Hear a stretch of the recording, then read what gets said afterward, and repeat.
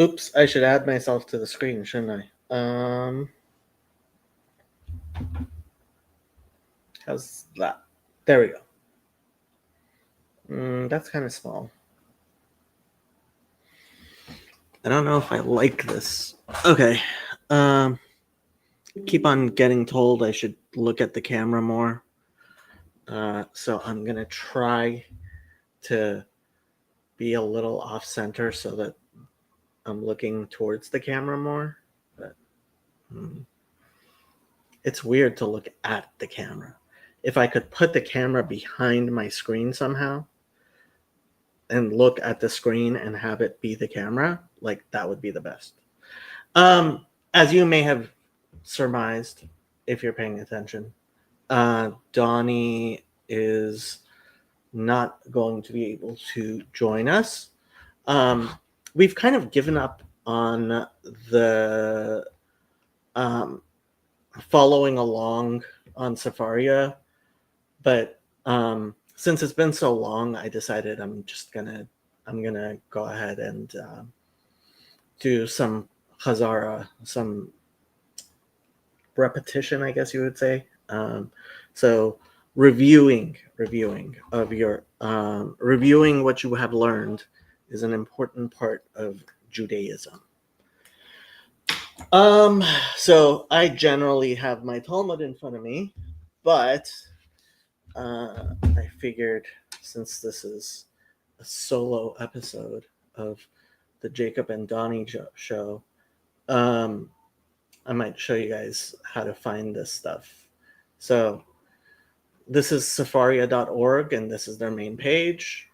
If you go to Talmud, they have both the Babylonian Talmud, which is what most people mean when they say Talmud, and the Jerusalem Talmud. So we're in the Babylonian Talmud, and there are 6 orders of the Mishnah. So Seder Zerayim, they translate it as agriculture. Seder Moed, they translate it as holidays. Seder Nashim, family law. Seder Nizikin, damages. And Seder Kodshim, Seder Kodshim is 5. That's sacrifices, and Taharot is purity. And then there are the minor tractates, which they're not part of the Talmud, actually. They were later. Well, some of them may be ancient, but they are not included in the Talmud. Anyway, so we are in Nizikin. Damages is the one that deals with rabbinic stuff, and we are in Sanhedrin. Actually, Makot is officially part of Sanhedrin according to most people, and the 3 Babas are actually one tractate, but they're just so huge that they've been split into 3. Anyway, Sanhedrin it is, and the pagination we have for the Talmud is from the Vilna Oz V'Hadar edition, which was ultimately based on, I believe, Daniel Bomberg. So a Catholic decided how we paginate. Well, he didn't decide. His print shop, in consultation with large numbers of rabbis, he hired some of the most prominent rabbis of the time. Anyway, so the first page is the title page, and then everything starts on page 2. And so these are folio pages, and so there's side A and side B, right? So everything starts with 2A, and then side B, and then page 3 is actually 3A is the only one that normally we would call page 3, and then 3B is page 4, kind of like how we would normally do it, and then for A would be 5. Anyway, okay, so we are in 2A, and the Talmud is a commentary and explanation of the Mishnah, which is a mnemonic poem that was composed by Rabbi Yehuda Hanassi, Judah the Prince, who would have been Rabbi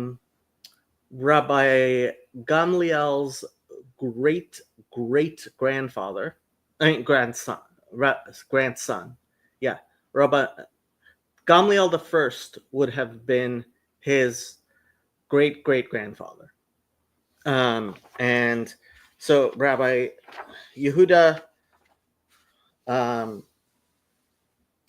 composed the Mishnah out of rabbinic teachings, and in order for it to be memorized and to be reviewed, and through reviewing the teachings of the Mishnah, you would know the important teachings of the oral law. And this was around the year 200 that he composed the Mishnah, and around the year 400, the Jerusalem Talmud was completed, and around 500 to 600 is when the Babylonian Talmud was finally redacted. But all of this is meant to be an aid to learning how to exegete and explicate the Torah mostly, but all of Tanakh really, and Judaism according to what Moses taught us. And if you want a good place to begin yourself, I would say Pirkei Avot, usually translated as Sayings of the Fathers, is one of the most important single texts in Judaism. It is the first 4 chapters are actually part of the Mishnah. The 5th and 6th chapters were added later, but they're good too. But so the first 4 chapters and the first Mishnah there explains that all of this is what was transmitted from God on Mount Sinai to Moses and has been handed down generation to generation. Okay, so with all of that, we are in Sanhedrin, first chapter, first Mishnah. Dine Mamonot Bishlosha. The adjudication of cases dealing with monetary matters are done with 3 judges. Now you'll notice, especially if you're looking here on Sefaria, that it they very much like, so the bold text is actually in the text.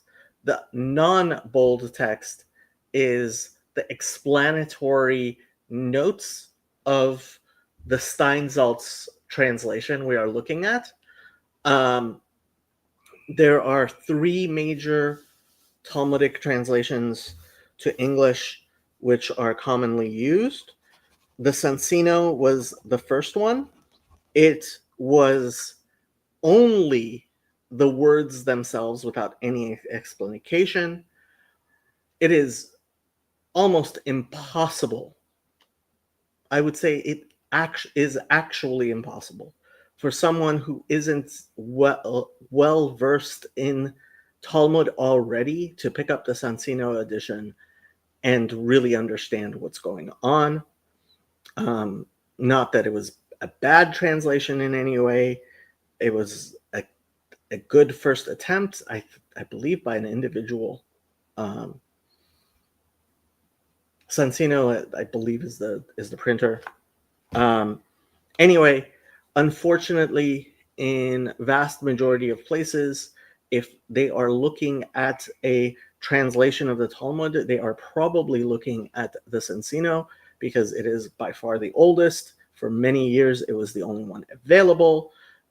It was certainly a lot cheaper than the Steinsaltz, although the Steinsaltz is now available for free on Sefaria.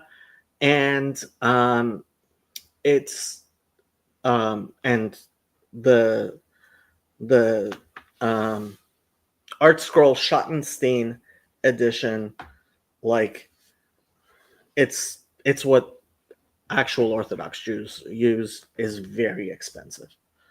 But if you are serious about trying to understand what a part of the Talmud means, one volume, which of a Steinsaltz is what, $40? How much did I buy this for? It doesn't say the price on it. I think it was like 30, maybe 40, at most 50. I don't think it was 50 though.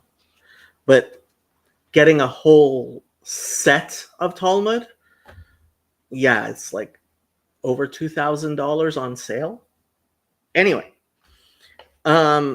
so yeah, you'll notice I said Dine Mamonot Bishlosha, which in Hebrew is 3 1/4 words. There's a prefix there, right? Literally, it's monetary law with 3 or by 3, right? That's all it says, and you have to understand what they mean. Anyway, let me see if anybody's paying attention. Nope, apparently not. It's just me by myself. Okay. So that means I get to read the Rashis. Dine Mamonot B'Shnosha. B'Gemara Yalfinan Lehu. So Rashi says the Gemara is going to explain what that means. Generally in the Mishnah, he'll say something like that, like, don't understand it literally. But okay. So next shtickle part of the Mishnah. So what happens is the Mishnah, there's a Mishnah, and this is a very long Mishnah. It goes onto the top of the next page. And the reason I had to flip so many pages to see 2b is because all of these pages are the Art Scroll explications. Yeah. Okay. So it's a very, very long Mishnah. And what happens is there's a Mishnah, and then the Talmud takes little bits of it and comments on them. Okay. So we're getting through the Mishnah. Okay. Gezelot v'chavelot b'shlosha.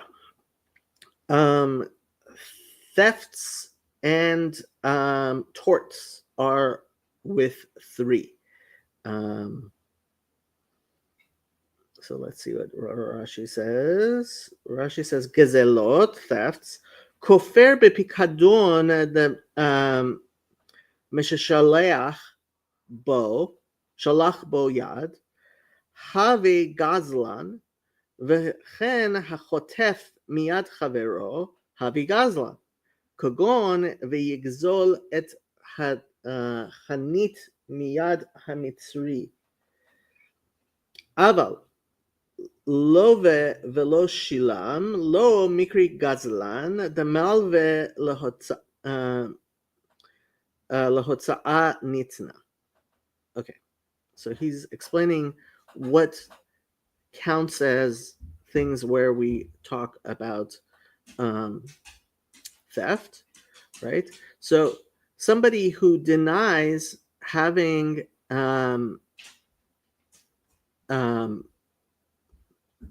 responsibility for something that was in his custody, right?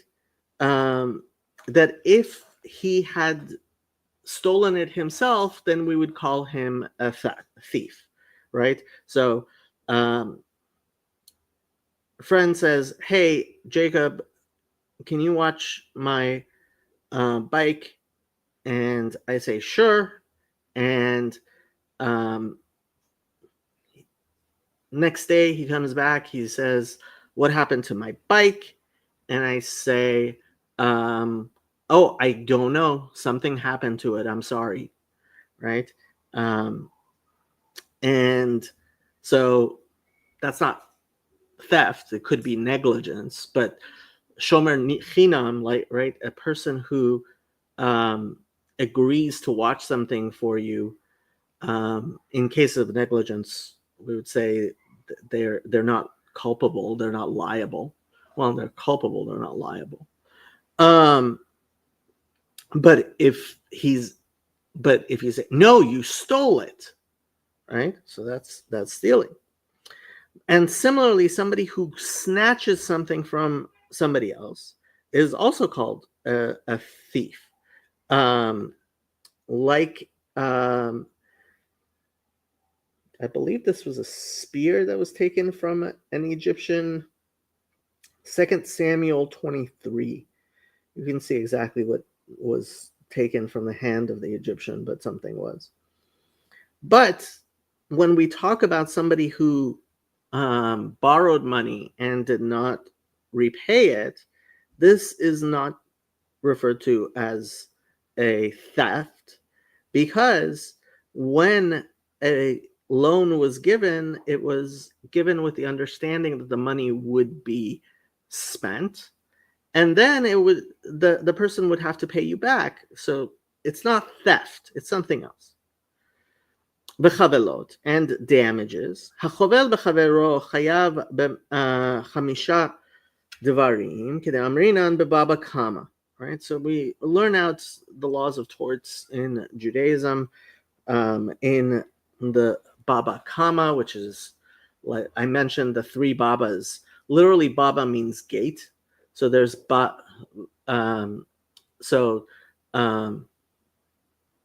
Bavel, actually, I believe Babylon comes from this Aramaic word Bab, which means gate, right? And so Baba Kama means the first or preceding gate. Baba Metzia means the middle gate, and Baba Batra means the last gate, right? So the three gates, and that's where we learn a lot of these from. And in Baba Kama, page 84a, we learn out that there are 5 types of recompense you can get from if somebody has tortiously damaged you, right? Ve'ish ki yiten mum ba'amito, right? So, for example, from the verse in the Torah, I forget where it is, and it doesn't say here, when a person causes an injury to somebody else in the nation, v'gomer, and so ken ya'aseh lo b'mamon, he has to be made whole through money. Ubegamara parech hainu dine mamonot. And in the Gemara, it's going to say it already said the dine mamonot b'shlosha. So why is it saying Gezelot v'chavelot b'shlosha, right? So hold your horses. The Gemara is going to ask. Okay. And frankly, those 1, 2, 3, 4, 5, 6 6 words are what the entirety of the Talmud Donnie and I have done so far are explicating, but we did the rest of the Mishnah, and let's do the rest of the Mishnah. Nezek v'chetzi nezek tashlumei kefel v'tashlumei arba v'chamisha b'shlosha. Damages and half damages. He'll explain what those are. Somebody who has to pay twice or somebody who has to pay 4 or 5 times. These are also adjudicated before 3 judges. Ha'ones v'hamepateh, a rapist and a seducer, v'hamotzi shemra, and a defamer, b'shlosha. That's also done with 3. Divrei Rabbi Meir, this is according to the teachings of Rabbi Meir. V'chachamim omrim motzi shemra be'esrim v'shalosha, mipnei sheyesh bo dinei nafashot. And so that's according to Rabbi Meir, but the sages say that a person who's defaming should be adjudicated by, so there's 3 types of Sanhedrins. There's the Sanhedrin Hagadola of 71. There's what's called the Sanhedrin Katana, which is of 23. And there is a normal rabbinic court is made up of 3 people.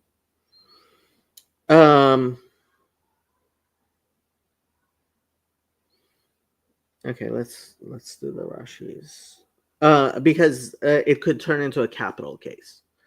Okay, let's see what Rashi says. Nezek, the shor hamuad o adam sheheziko be'ugomar parach hainu chavelot. So damages. What's it talking about? Damages. It's there's 2 specific cases. There's shor hamuad. There's there is a ox that is presumed to be a goring ox. The Torah talks about it. And so the owner of a goring ox, an ox that has gored before, and so we can expect it to gore again, that's already not negligence. It's a higher form of negligence. And all of this stuff actually did get translated into British law in various ways, and directly attributable to the Talmud.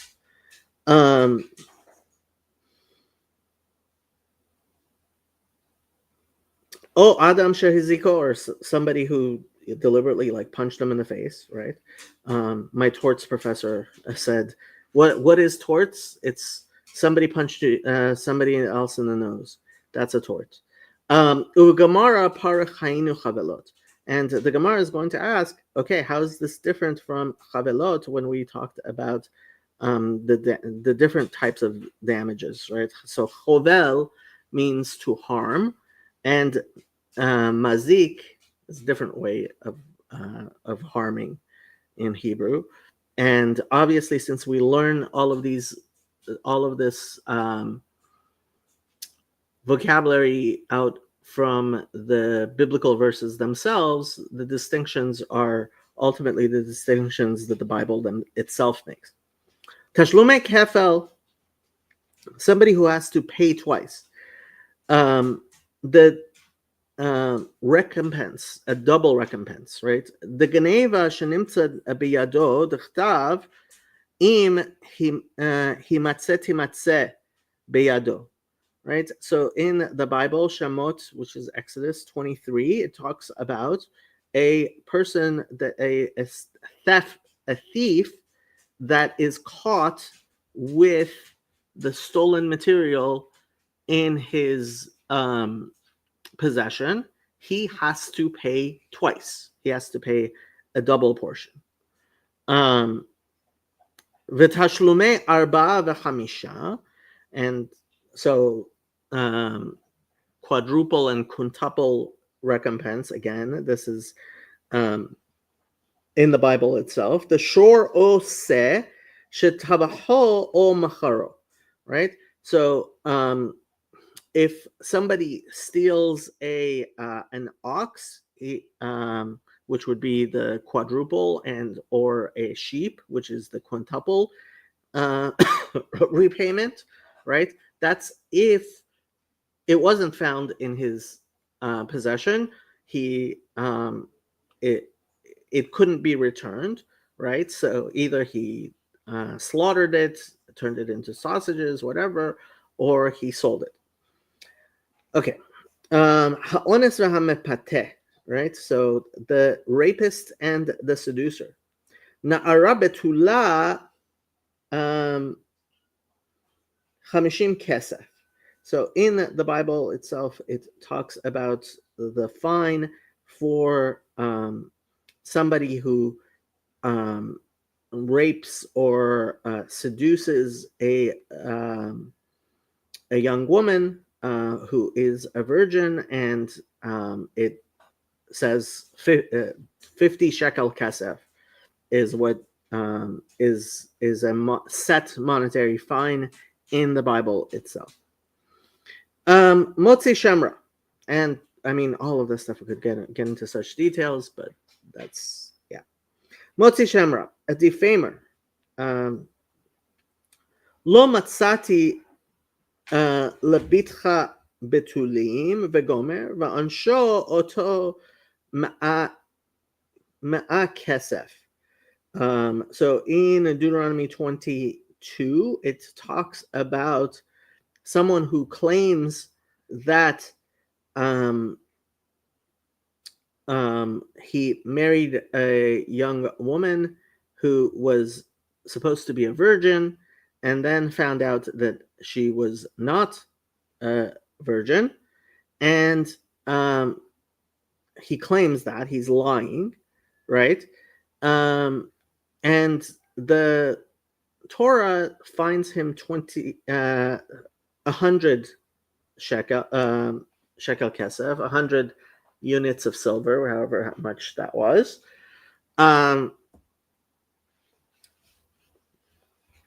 Motzi Shemra, we did that. Dinei nafashot. But the Chachamim say that this could become a capital case. The im emet haya shezinta tachtav, right? That if it's true that she had behaved immorally when they were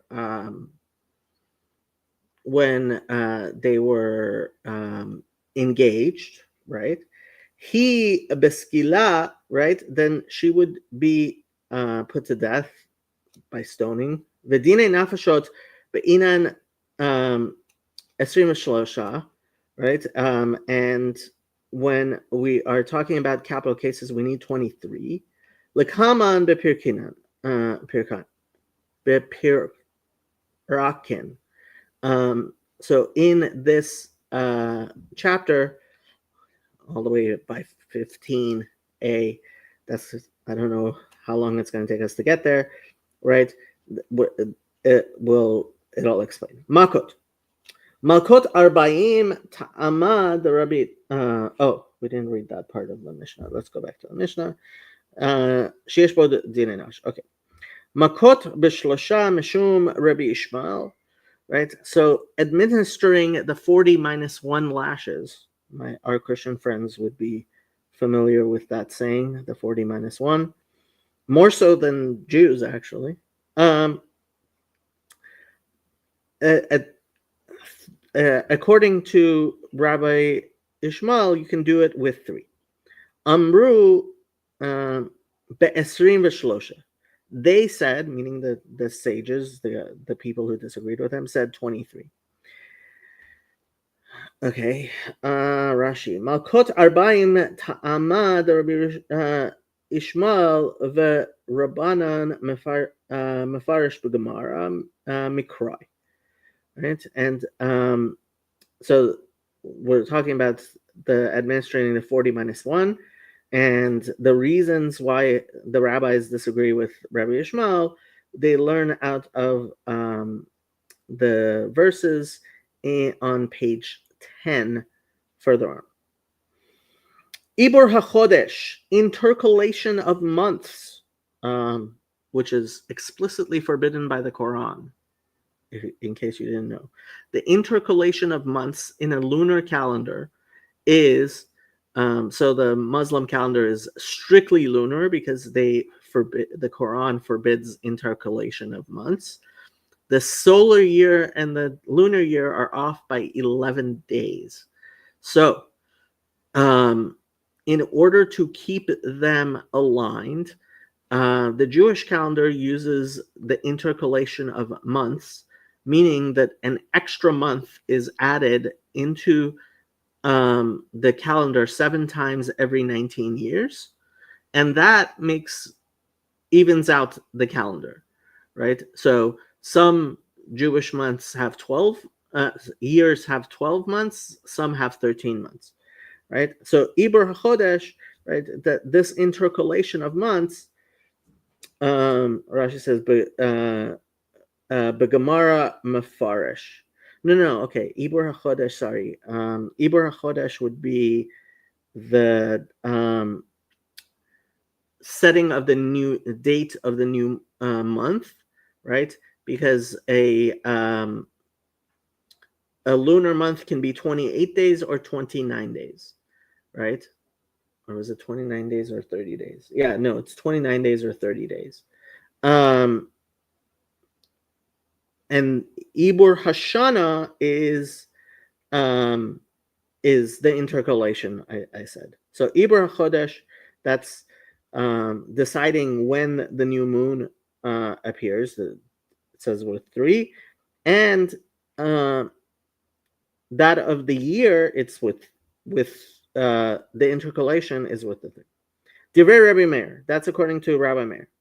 Rabban Shimon ben Gamliel,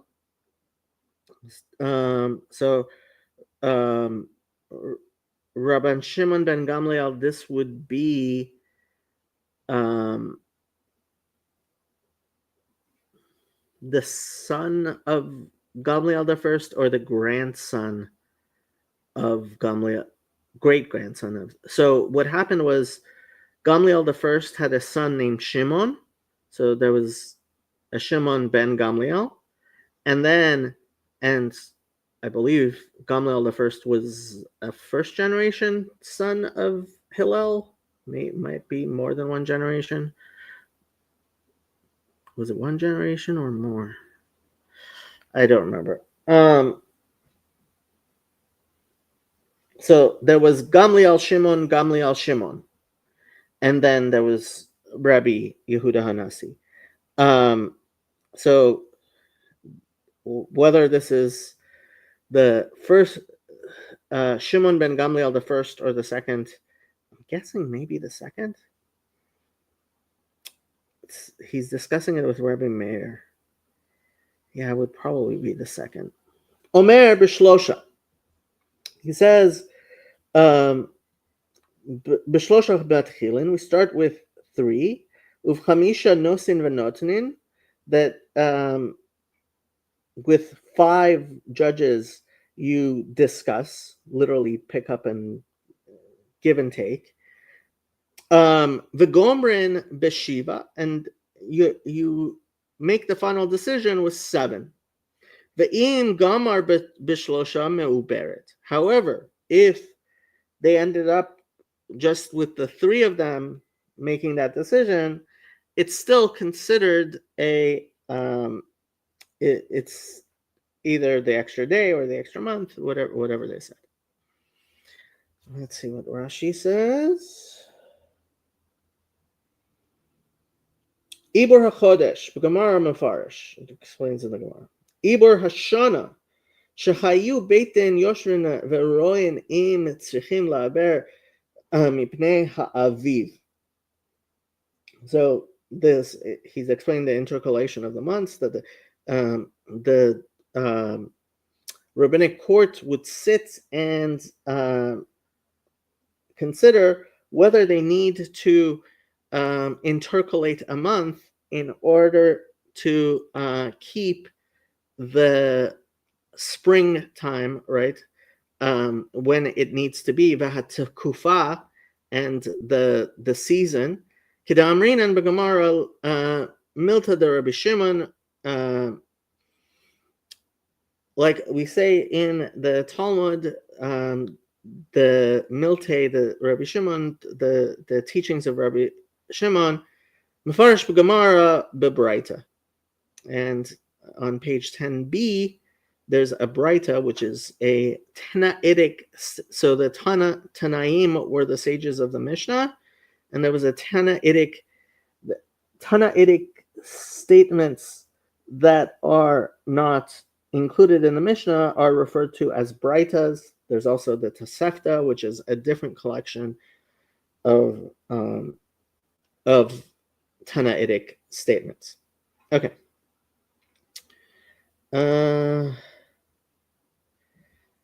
Okay. Smichat Zekenim, the ordination of elders. The Arifat Agla Bishlosha, and the breaking of the neck of a calf is with 3, and that's a particular type of sacrifice, I believe. He'll explain. No, he doesn't explain. Well, the Gemara will explain, but I believe if it's a firstborn calf, you have to either give it to the temple or break its neck. Let's see what how they translated Agalat Arifat. Yeah, breaking of the heifer's neck in the case where a person was found murdered and it is not known who killed it. And it was or performed in front of a panel of 3 judges. So Arifat Egla was if we discussed this with Donnie. If someone is found dead in a Jewish territory and nobody knows who killed it, the elders of the town have to bring a calf and kill it and confess upon it. And this was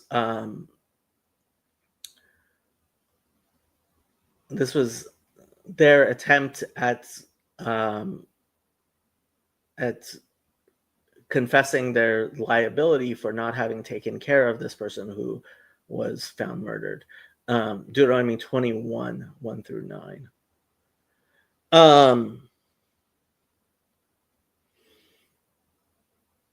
Okay, where were we?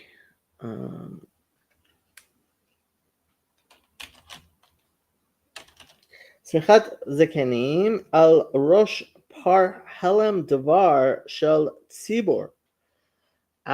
So it's not the ordination of elders. They said laying of hands by the sages.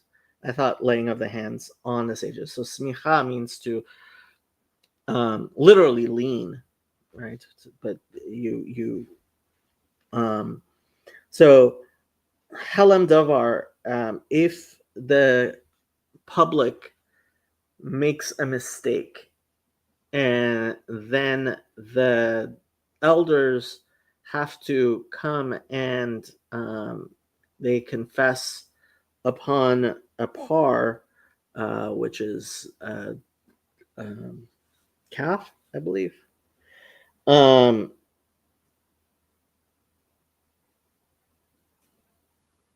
and on behalf of the entire public for having made this mistake. Helam davar literally means a hidden matter.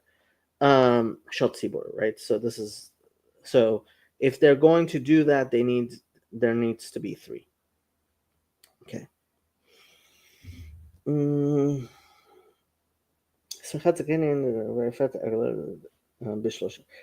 Rabbi Shimon. This is according to Rabbi Shimon. Rabbi Yehuda Omer b'chamisha. Rabbi Yehuda says 5. Requires 5. Okay. Hachalitza v'hamiunin b'shlosha. So chalitza is the Levirate divorce ceremony described in the Bible for Lo Aleinu, a man who dies and childless, and his brother wants to marry his wife, or doesn't want to marry his wife, more clearly. And mi'unin means the ones who deny, but let's see what it says. Chalitza b'shlosha, right? So the Levirate ceremony is 3. B'yavamot yalif la beperek mitzvat chalitza daf kuf aleph amud aleph. So he explains what chalitza. You can find it in the that chapter, which is called. So the chapters are named based on the first words in the chapter, but it's page 101a. Okay, mi'unin, those who deny. Yetoma ketana shehesiua ima ve'acheha. So you have an orphan young woman who was engaged by her mother and brothers, right? So thousands of years ago, you had cases where a man would die, he would have little kids, especially little girls, and there wasn't anybody to take care of them. The mother oftentimes could not earn enough money to take care of her. So, and apparently she had older brothers, and the mother and the older brothers decided that they are going to engage her to someone. When this did happen, and it was apparently a custom, was somebody would basically take the orphan girl and make an engagement with his son and basically raise the girl until she was old enough with his son, with the idea that they would get married. It was a sort of arranged marriage, as a substitute orphanage, right? But obviously, you cannot have a marriage. You cannot marry.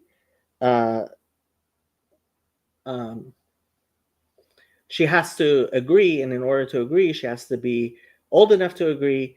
And so when she gets old enough and she says, I don't want to marry him, right?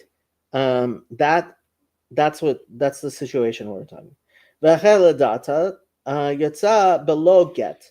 She isn't. It's not like she's going to get a divorce, right? Get is a divorce document, right? She doesn't need a divorce because there was no marriage to begin with. Bemiun calls man shalo gadla tachta, right?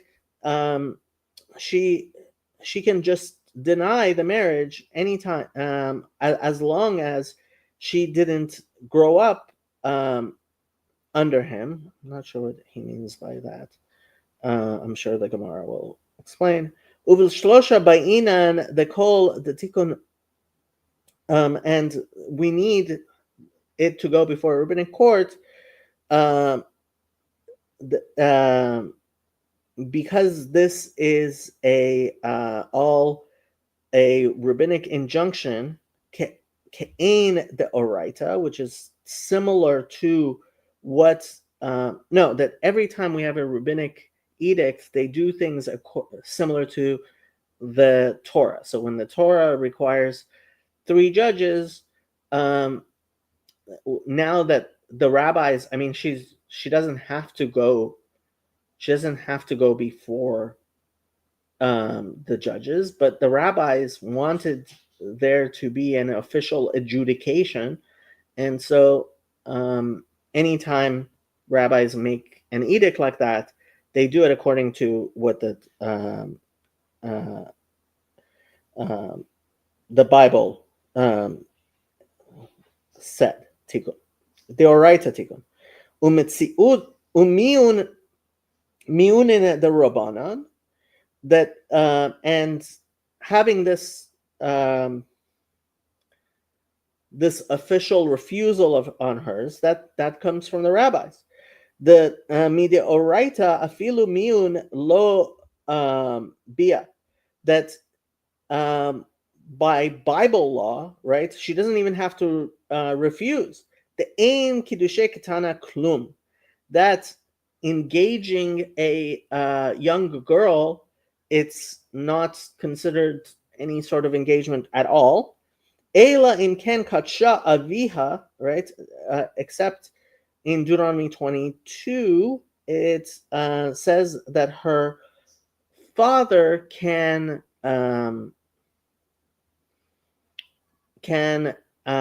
make an engagement for her. The like it says, et biti natati leish hazeh, that I have given my daughter to this man. Okay. Netar ravai umaaser sheni she'ein damav yedu'in beshlosha. So netar ravai, if I remember correctly, is so the first 3 years that you planted a tree, you in the Bible it is prohibited to eat from it. The rabbis made an injunction for the 4th year, so you have to wait until the 5th year. Umaser sheni she'ein damav yeduin. And so there were the various agricultural tithes.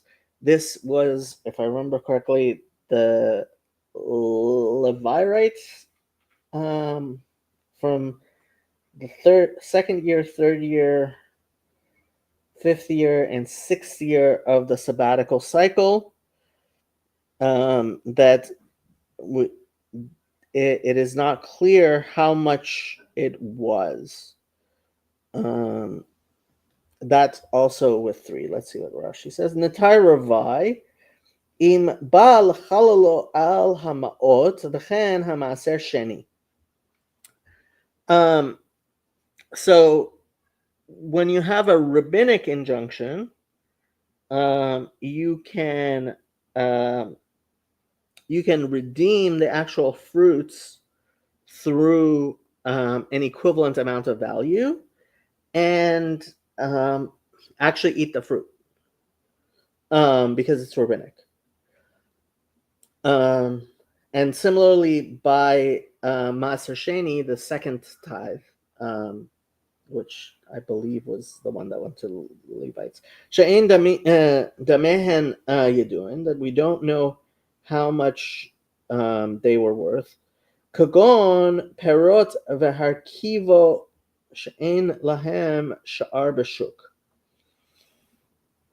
Like, let's say that this was some fruit that had been grafted, which no, this is Harkivu, I believe, means they were rotten. They rotted some. That there's no market price for them. Is that what they say here? Well, they're not gonna. The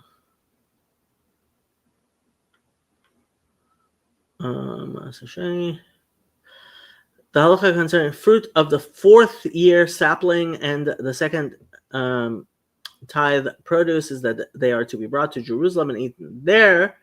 If this is impracticable, the produce can be redeemed and the redemption money brought to Jerusalem where it is used. So this is, to purchase food and drink. Valuation of a fourth year sapling or second tithe produce in case where their value is not known is performed by 3 judges. Yeah, I think Herkivu means that they started to rot. But in any case, it's something that there's no actual market price. If it's a bushel of apples, and a bushel of apples is, I mean, if a bushel of apples goes for $5, then that's known. But if it's not known, okay. How much longer am I gonna go? Let's see if I can try to finish. There's a lot here. I'm not sure many people care. Does anybody people care? There's a few people watching, including Kirk. Is it gonna be an open stream today? I've heard some Rabbanim say certain halachot of agriculture apply to Noahides, and apparently Kirk does care. Is it gonna be an open stream? I don't know. I'm trying to finish this. If I have homework I have to get done. Once I get my homework done, I might do a stream later tonight. Don't know if it's going to be an open stream though. I might. I've been considering doing a gaming stream. What was I saying? Oh, yes, there are laws of agriculture that apply to Noahides. We have traditions that certain things do apply to Noahides. This comes from simply being derech eretz, the way of nature and natural law, that and the custom of humanity that Noahides should also abide by. Okay, where were we? I'm going to try to go more quickly. Okay. Hahekdeshot bishlosha. So consecrated goods is with 3. Ha'arachen v'hametaltalin bishlosha. The valuations and the movable goods with 3. Rabbi Yehuda Omer echad mehen kohen. Rabbi Yehuda says one of them has to be a kohen. One of the judges has to be a kohen. Actually, at Qumran, that was a stipulation that they had. V'karkaot tisha v'kohen. So landed property, it has to be 9 plus a kohen, which is what I believe the Qumran community required. Is it recommended for Noahides to purchase fruits and vegetables with kosher verifications? No, definitely not. Even Jews don't buy kosher verification for raw fruit. The only possible exception might be fruit that was grown in the state of Israel. There are certain rules and laws and things, but as a Noahide, you wouldn't have to worry about it. And if recommended, is it obligatory or just a good thing to do. I mean, it's good to know that you are buying your food from ethical sources, but um, kosher certification is not necessarily um, certification that everything was done 100% as ethically as we would like. You can buy kosher strawberries that were picked by laborers who were not being treated very well, and that might not be a good idea. Okay, va'adam keyotzeb bahem, and a person is similar to it. I'm guessing this is in the case of various places where the Torah gives valuations for a person's life. Let's see what Rashi says. Hahekdeshot, consecrated things. Haba liftotan tzarich shlosha l'shuman. So somebody who wants to redeem things that have been consecrated, he needs 3 in order to set their price. Ha'arachan va'mataltalin, b'gamar mafarish. The Gemara is going to explain those. Echad mehen kohen. One of them has to be a kohen. D'chtiv kohen b'parshat ne'arachen hakohen v'gomer. That ne'arech archacha hakohen. Right. So in where the Bible talks about these valuations, it talks about a kohen. So Rabbi Yehuda thinks it has to be a literal kohen. Vayikra 27, 26 or 27, 27. And I forget what Vayikra is. I always get Leviticus and Numbers confused. It's one of the two. The karkot and lands shel hekdesh tzarich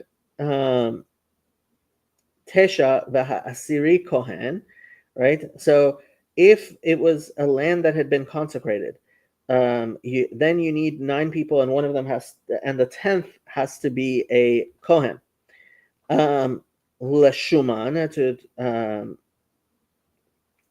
evaluate them. Im ba lifdotan, if a person wants to redeem these lands with money. B'gamara mefaresh v'yalef lahu mikrai, and the Talmud is going to explain and learn it out from verses. The Adam, and a person, haba lifdot atzmo miad hekdesh tzarich asara leshumo uv'gamara parach Adam mi kadesh, right? And a person who wants to redeem himself from being consecrated, he needs 10, just like land. And the Gemara is going to ask, what does this mean to consecrate a human being? Okay.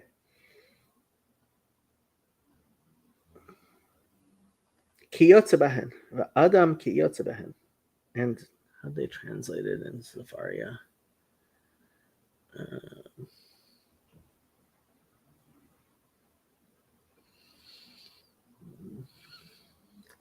And the valuation of a person for the purpose of a vow is performed in a similar manner to that of a land.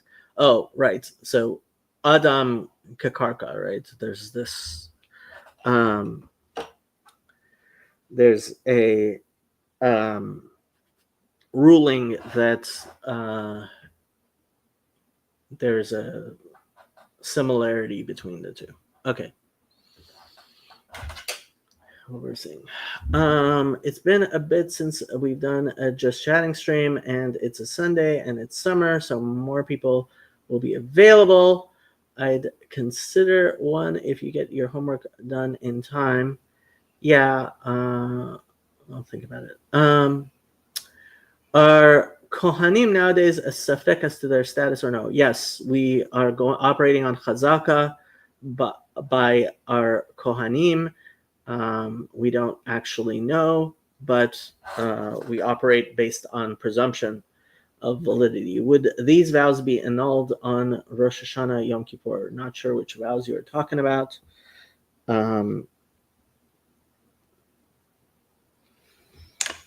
Okay.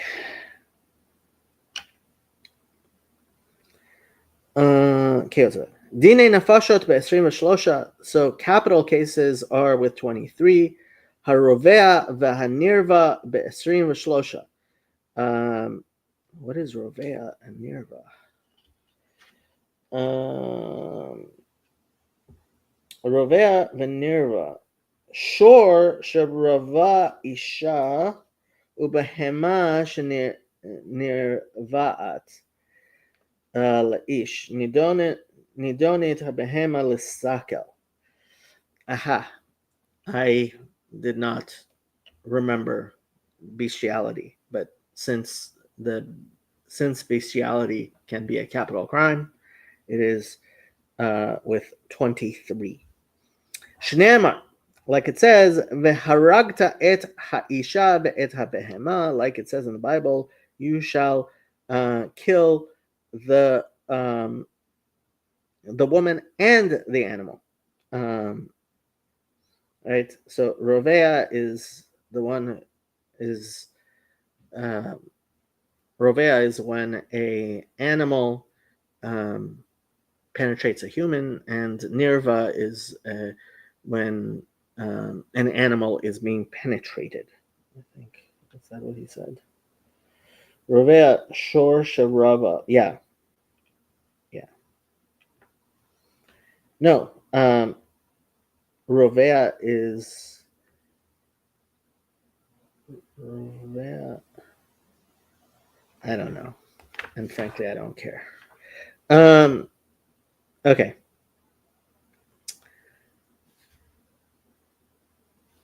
The Omer ve'et habehema taharegu, and it says, you shall kill the animal. Shor haniskal be'esrim v'shlosha. So when we talk about the because it says you shall kill the animal, right? The ox that is to be stoned, it requires 23. Shneimar hashor yisakel v'gam ba'alav yumat. That the ox shall be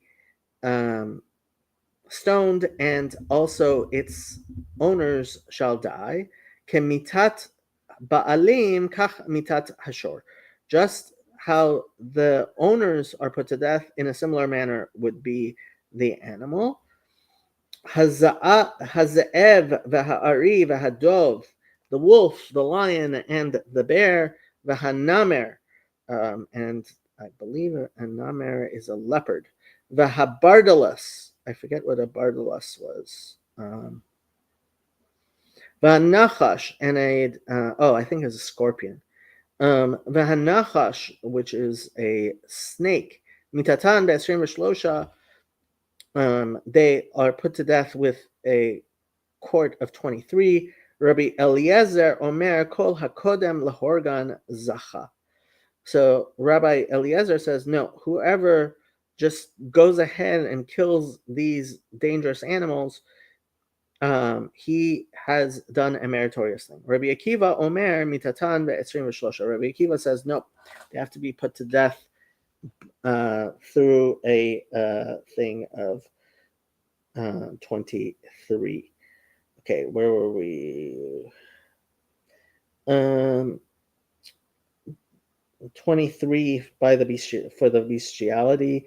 Adam harovea the it kush lahadade v'harakta et ha'isha et behema hainu.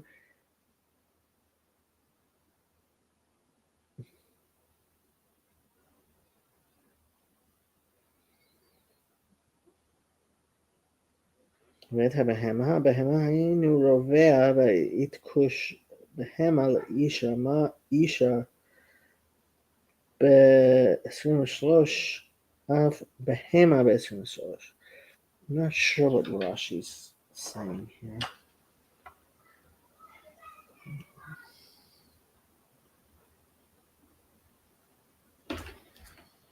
Let's use our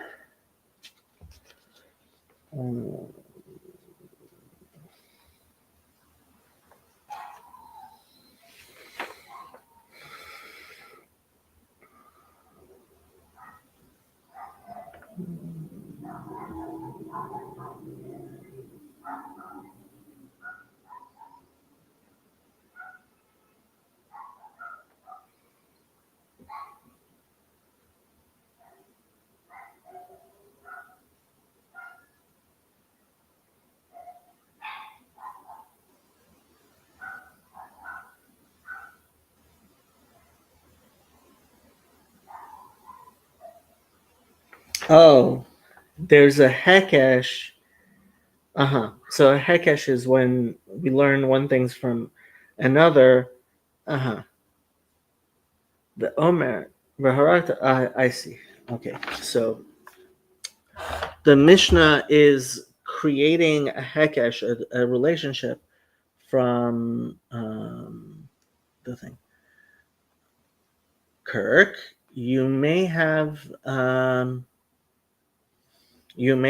actually listened to the earlier versions of this. I am learning this Talmud with Donnie, and I was just reviewing things we have done previously to try to remember them. Okay, so it was a Hekesh. So what happens is that there are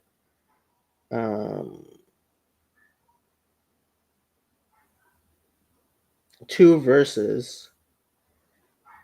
The first one says, "V'haragta et ha'isha ve'et ha'behema."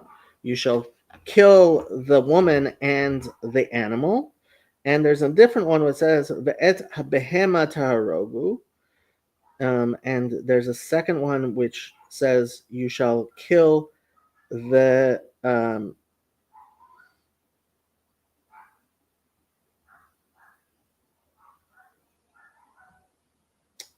animal." Shor haniskal be'esrim v'shlosha. So it's because it says kill the animal. It's one is so both of them are together. Okay, because they're related by similar wording. Okay, that's called a hekesh. That's what Rashi is saying. That there's a hekesh there. Okay.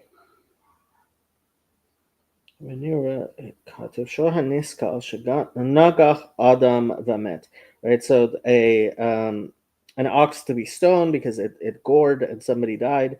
Mitat beit din the boy that if they need to be put to death, it has to be with 23. Kach mitat hashor, so similarly has to be the ox. The high ba'alav yumat kra yitera lahem, the darsha, that there's an extra verse there in the Bible, and so they explain it. Velo the nitchayav katla, and that's not to require being put to death. Kedemafarish taima b'gemara, like the Gemara will explain its reason. Hazev ari, the wolf and the lion, shehemito adam v'nidonin b'skila kishor de'amrinan b'baba kama. Right, so these are dangerous animals that actually killed someone, right? And so they need to be put to death by stoning. Like it says in Baba Kama. Echad shor ve'echad chulu b'shor shenagach et hapara. Whether they killed an ox or a person. That these animals, if they killed a livestock, I guess. I'm not going to learn Baba Kama right now. Bardalas chaya he. So he says a bardalas is some kind of animal. I think scorpion is how it's usually done. Okay. Let's finish this page, and then I'm going to call it quits. Okay. Ein danin lo et hashevet velo et navi hasheker velo et kohen gadol ela al pi beit din shel shiv'im ve'echad. You cannot adjudicate a matter of a wayward tribe like Benjamin, for example, or a false prophet, or a high priest. It can only be done with the single great Beit Din Sanhedrin Gedola of 71. ואין מוצאים למלחמה הרשות אלא על פי בית דין של 71, and cannot go according to a go to a voluntary war, right? And in voluntary war, you have no choice in the matter. But a voluntary war, it has to be according to the Sanhedrin. Ein mosifin al ha'ir ve'al ha'azarot eila al pi beit din shel 71. You cannot add to the city, which I'm guessing is Jerusalem, and Azarot would be the courtyards of the temple, except unless you have the 71. Okay, let's read the Rashis. Ve'ein danin et hashevet rubo shel shevet she'avdu avodah zara b'mezid. Right, so that you adjudicate if a majority of a tribe have become idolatrous. Navi hasheker, or false prophet, bechenek, begamara, would be put to death in the Gemara. Boy minalan, the boy shivim v'echad. It's going to ask why we need 71 for that. This is on page 16a. Okay. B'milchamat harashut, a voluntary war, kol milchama kroi rashut. Levad ממלחמת יהושע שהייתה לכבוש את ארץ Israel. So any sort of war is, Rashi says, is a voluntary one, because Joshua was the one who had the was commanded to conquer the land of Israel. Al Ha'ir, Yerushalayim, that's Jerusalem. Sanhedrin, we haven't gotten there yet. Ein osin ir hanidachat ela al pi beit eden shel 71, nor is there a city that is set aside. It was an idolatrous city. It has to be through the Great Sanhedrin. Ein osin ir nidachat besefer velo shalosh. Oh, I think if I remember correctly, you cannot do it on the borders, and not 3 of them. Aval osin achat shtaim, but it is possible that it's 1 or 2 cities. What does Rashi say? He doesn't say. Sanhedrin Gedola Haitad Shel 71. The great Sanhedrin was of 71. The Katana Shel 23. Shlosha. The small ones were 23. Minyan LeGedola Shehi של 71, שנאמר, אספה לי 70 איש מזקני ישראל, משה על גביהם. Right? So the large one that was 71, where do we get that from? It's because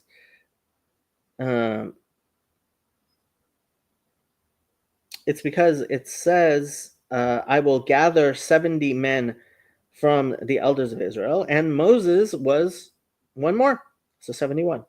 Rabbi Yehuda Omer Shiv'im. Rabbi Yehuda says, no, 70 total, not 71. Uminayin lekatana shehi shel esrim b'shalosha. And so how do we know that the small one's 23? Shnei amar v'shaftu ha'eda v'hetzilu ha'eda. So in the Bible itself, it says the congregation shall judge and the congregation shall save.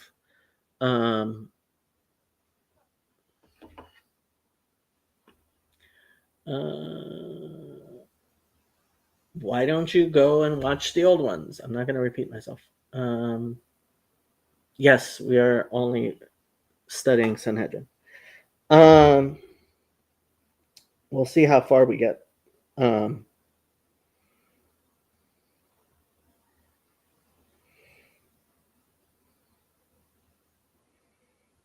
So there has to be a congregation which is accusing and a congregation which is defending. Eda shofetet ve'eda matzelet. One judges, one defends. Hare kan esrim. So that's 20, right? Uminayin le'eda shehi asara. How do we know that a congregation is 10 people? Shneamar ad mata le'eda hara'a hazot. Regarding the spies, God says, how long will this evil congregation, right? And it's talking about there were 12 spies sent in. Yatsu Yoshua v'Kalev. So that doesn't include Joshua and Caleb. Umenayin lahavi od shlosha. And how do we know that we should add 3 more to the 20? Mimamashma, that it's an implication. Shneamar lo tihyeh acharei rabim laraot. So because it says you shall not go towards a majority for bad things. Shomea ani she'ehyeh imahem l'tova, that I have to be able to go according to a majority for good. So let's say there were 21 and you had 11 to 10, right? So 11 to 10, if they said a good thing that this person is not guilty, 11 for 10, you would go guilty, but not guilty. But if it was 11 to 10 for a guilty verdict, you can't. It says don't do that. Therefore, you need for it to be at least 23 so that you can have 13 to 10.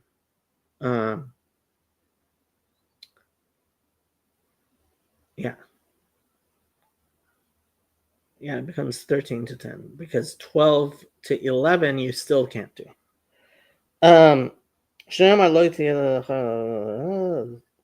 אם כן, למה נאמר אחרי רבים ולהטעות, לא כהטייתך לטובה, הטייתך לרעה. The way that you turn towards good things should not be like bad things. הטייתך לטובה על פי אחד. You can go according to a majority for good things by one vote, but הטייתך לרעה על פי שניים. But in order to go for bad things, you have to do 2. Okay. Sanhedriot, the Sanhedrins. שהיו מושיבים סנהדרי קטנה של 23 בכל עיר ועיר, that you would have a Sanhedrin of 23 in every city. כדכתיב, like it says, תיתן לך בכל שעריך, it says in Deuteronomy 15, 16, 15.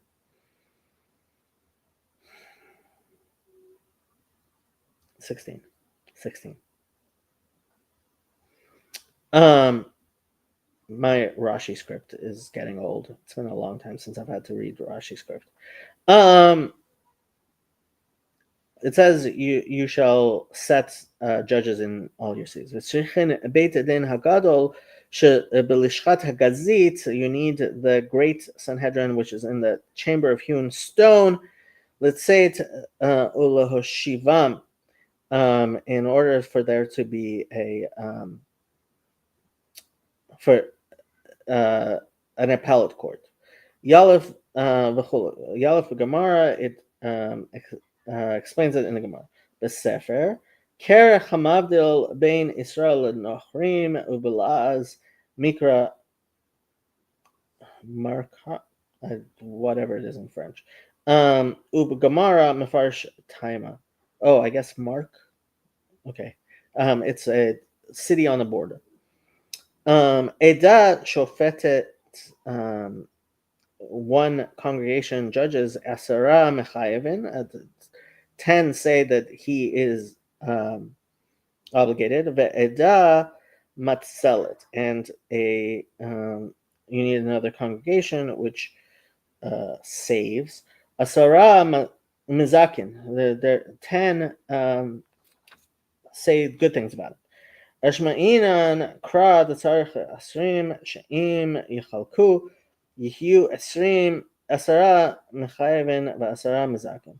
So you have to have at least one more, right? Because then you would have you could have a tie, right? So it has to be an odd number.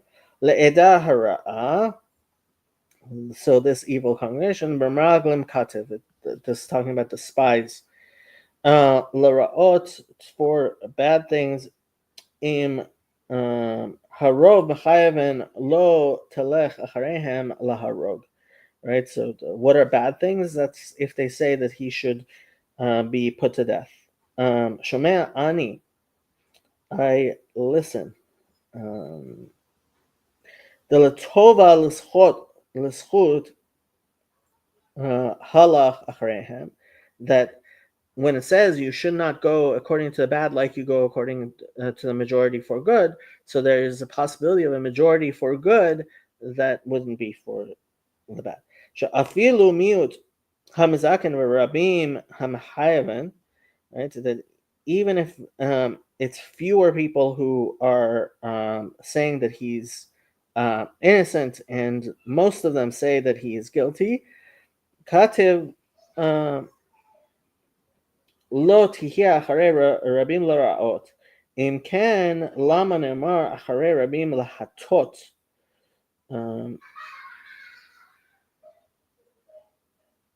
Why does it say do not tilt towards them? Mishum zchut lo itzrich le. It's not necessary in order to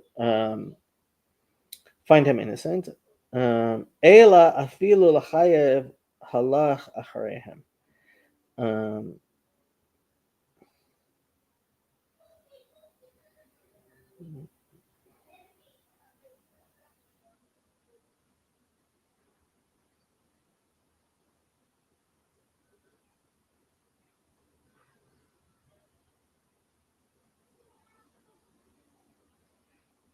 Right, that you would think that since it's good for that, it's good for the other. Lo kehatiatcha, it should not be your tilting. Acharei rabim l'schut, ani omer l'chanin tot acharei rabim l'chova. Ela l'schut al pi echad l'zakot al pi achat afilu ein yeterin mazakin al hamachayeven.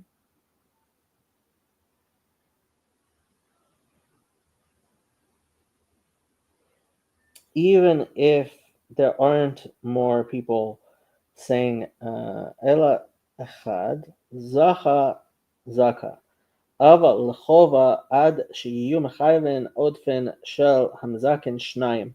So for finding him guilty, you need two V'hachi ka'amar lo tihia harei rabim l'ra'ot.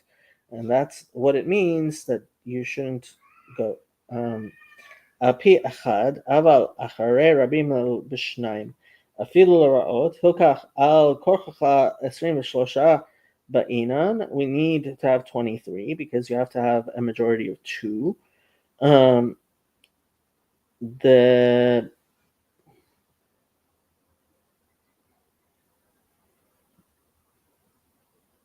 The Bitsir, my Rashi script is not nearly as good as it used to be.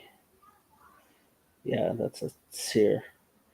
Asara mazakin leka, that with less than 10, you wouldn't have the 10. You need to have 10 people saying he's zakai, and you need 2 additional people. So it has to be at least 22, right?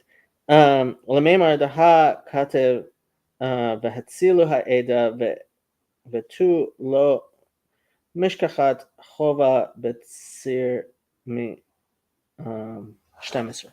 So you couldn't have a situation where you have 2 people 2 more votes to find him guilty unless you had 22.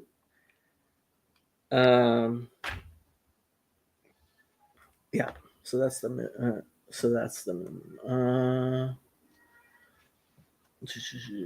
okay. I am going to leave it at that. Let's see.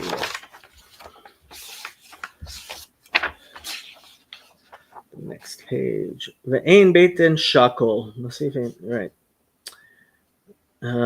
So maybe we can start next page next time. Okay. It was nice talking to you. I guess I'll actually do the goodbye video. I'm going to use host's prerogative to put the Reverend Parcells to bed because he does need to get up in the morning. Sorry, Reverend. Thank you. But before he goes, I have a question. Let's say, God forbid, that I were to burn somebody at the stake for not being a Trinitarian. And I did not repent of that. Is that a salvation issue?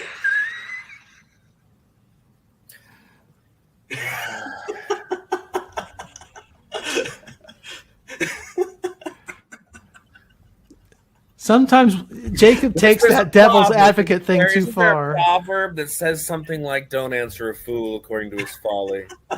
But there's a proverb that says, answer a fool according to his folly. There is. Exactly right.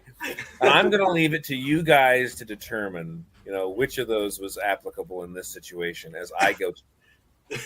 So, but anyhow, good. Thank you, Reverend. Good to Thank chat you. with you all. Thank you. Good night. Yeah. The